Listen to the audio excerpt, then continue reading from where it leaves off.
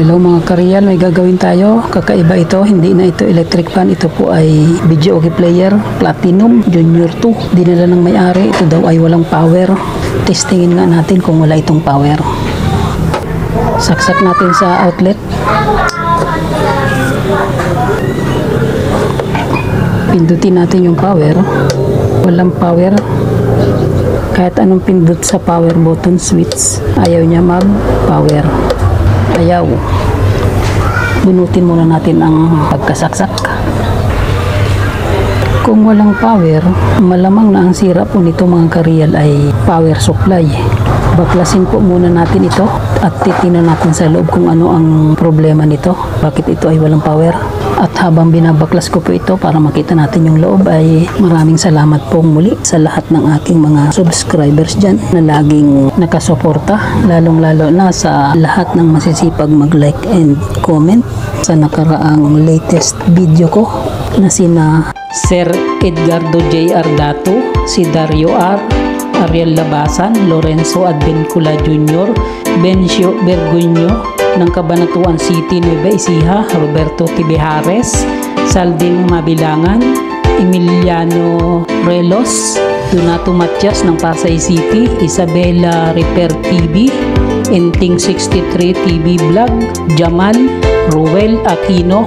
Ganun din po sa lahat ng aking mga silent viewers dyan na alam ko naman po na nanonood kayo kahit hindi kayo nagko-comment.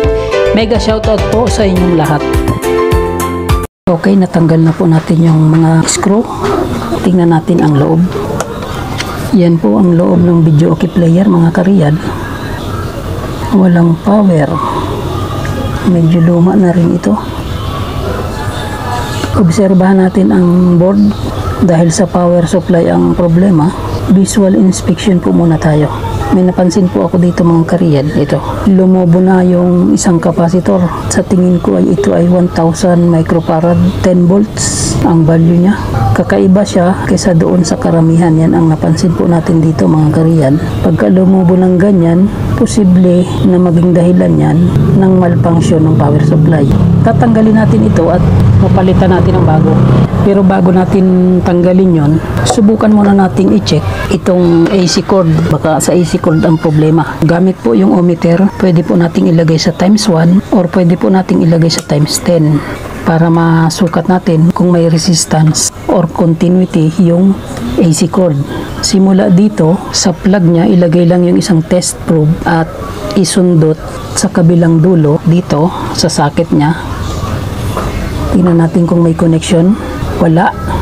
Hindi nag-deflect yung meter pointer. Ilipat natin sa kabila na linya. Ayan, nag-deflect. Ibig sabihin po, good po yung isang linya ng AC cord. Ilipat po natin ngayon dito sa kabilang terminal ng plug. Tapos sundutin natin yung kabila na linya. Okay, nag-deflect. May continuity. Good po yung AC cord.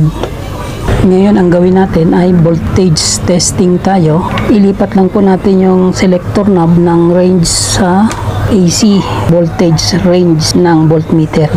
Dito natin ilagay sa 250. Medyo malabo pero nakatapat po yan sa 250 volt. Mas mataas sa susukatin natin na 220 volt.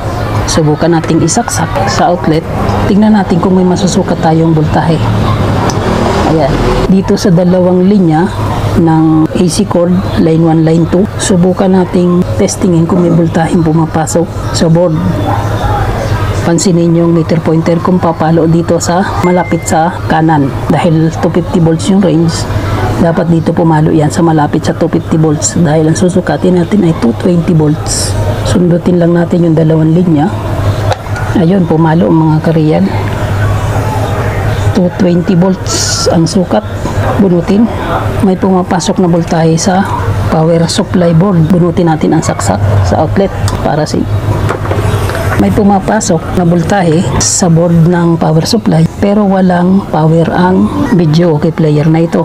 Palitan natin yung capacitor na naglobo na yan dahil yan ang naobserbahan natin sa ating visual inspection. Palitan natin yung capacitor ng parehas na value niya. Tanggalin lang yung socket ng AC line. Itong isang socket din papunta dito sa USB board at tanggalin lang natin yung mga tornilyo dito.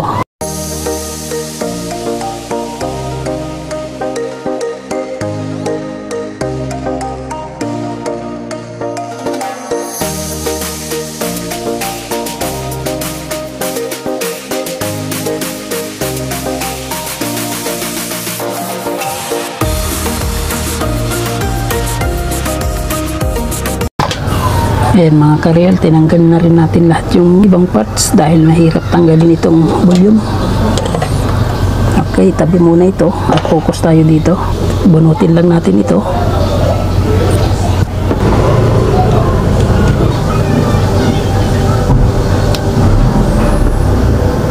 Ayan mga kareal, natanggal na natin. Ito po yung luma. Ang value niya ay 1000 microfarad 10 volts. Papalitan po natin siya ng 1000 microfarad 16 volts. Okay lang po na mas mataas yung voltage rating ng ipapalit kaysa dun sa voltage rating ng papalitan. Okay? Isuot lang natin dito. Ayan. Tapos hinangin lang natin.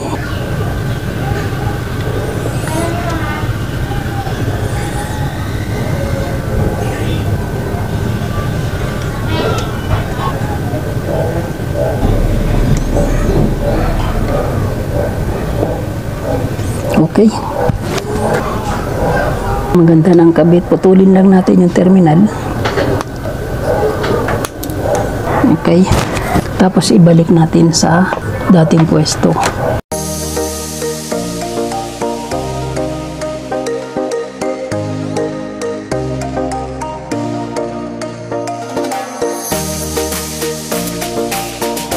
Ayan. Tapos ibalik na po natin yung mga socket na tinanggal kanina. Ito para dito, tapos ito para doon, at ito para dito. Hindi po yan magkakapalit-palit dahil yan po ay magkakaiba ng sukat.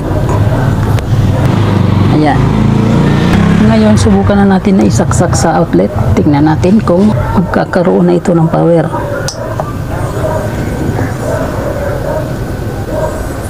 Ayan mga kareal, nagkaroon ng power. Hindi pa pinipindot, nag-red na yan. May pumasok na voltahe sa primary section ng power supply board. May lumabas na voltahe doon sa secondary output ng board na ito. Kaya nagkaroon siya ng power. Pindutin natin yung power button. Tingnan natin kung anong mangyayari. Okay, namatay. Ayan, umikot mga kareal, gumana at nagkulay green na yung ilaw. Ayan, kulay green. Kanina yung red, naging green, nagkaroon na ng power. At umikot na rin yung kanyang CD. Normal na ang ikot, hindi siya humihinto. Ibig sabihin, good na po ang operation ng video okay player na ito. Kahit hindi na natin testingin dahil wala naman po akong testingan dito. Nagdala ng video okay player ang customer dahil malaki ang tiwala sa atin. Ayan, nagawa naman nating mapapower ang kanyang video okay. Good na po ito mga kareal. Subukan natin na i-power off. Ayun, nag-red na naman. Ibig sabihin yan ay naka-off yung unit pag naka-red yung indicator. At huminto na rin yung kanyang CD. Subukan natin na pindutin ulit ang power. Tingnan natin kung mag-green yung indicator. Pag nag-green, good na po ang operation. Yan, nawala yung red at nagkulay green. Ayan o, kulay green na po mga kareal. At umandar na naman yung CD. Kahit hindi natin testingin, good na po yan mga kareal. 100%. Kung sakaling ganyan po ang problema ng inyong video okay player, walang power, ganyan lang po ang ginawa nating solusyon sa problemang ito. Nagpalit lamang po tayo ng lumobo na isang pirasong capacitor doon sa power supply section, secondary, at nag-power on na ang video okay player na ito. Sana nakatulong po sa inyo. Paki-like and share na lang po nito para malaman din ng marami. At kung bago lang kayo, paki-subscribe na rin dahil ito po ang aking munting channel. Real life, big S, real flow. Expresses the reflections of a common worker, driver, technician, and a barber.